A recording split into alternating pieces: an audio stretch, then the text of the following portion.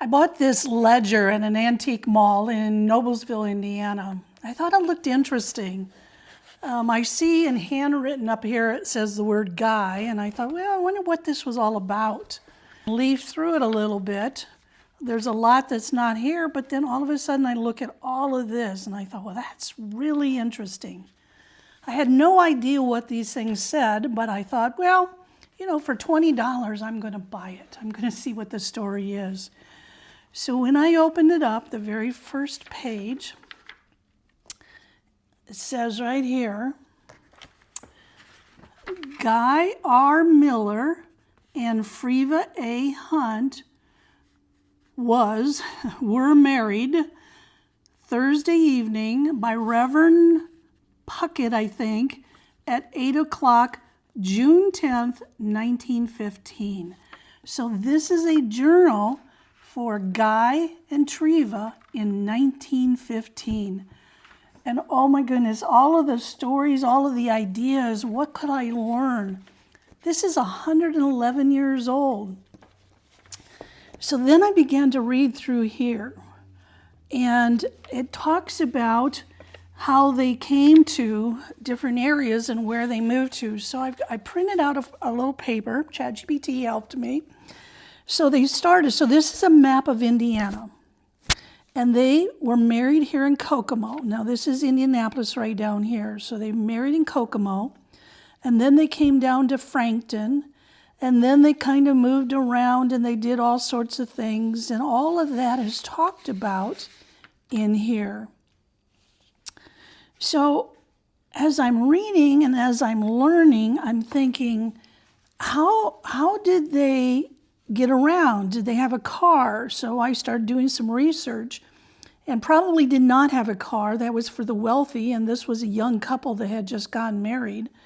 So chances are they took trains.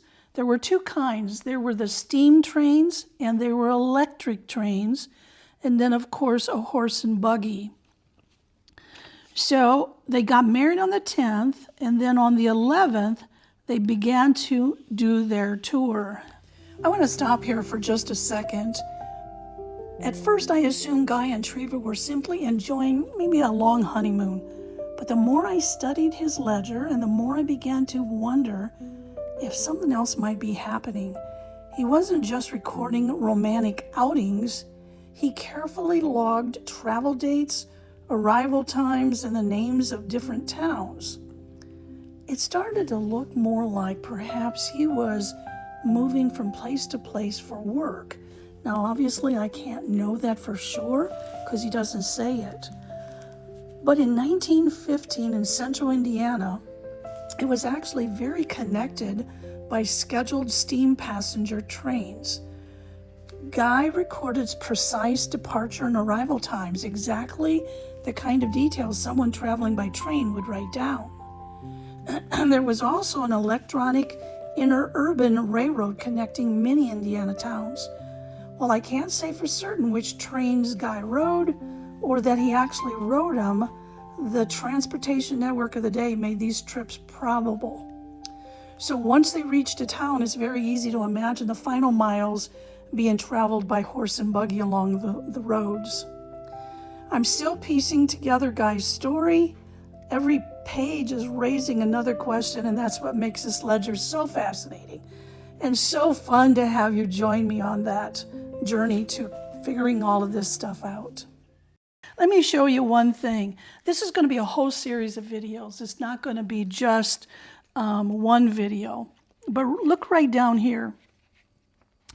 Insured for $500 on October the 10th, paid $7.50. Now, my guess is that probably means life insurance. I can't tell because he didn't say, but my guess is he bought a life insurance policy for $500 and paid $7.50. Received $5 from R.R. Camp, I think. So period after that, so I don't know if that's short for something, in 1915 on October 23rd. So you wonder, what was that? So I'm beginning to go through this, and that's what I'm going to be sharing in videos coming up. What was it? How much did he make? How much did things cost? What was their rent? All sorts of things, all sorts of stories in here. In fact, I'll give you one tip. Rent was $4 a month. So anyway, hope you join me on this journey as we go through Guy and Treva's life.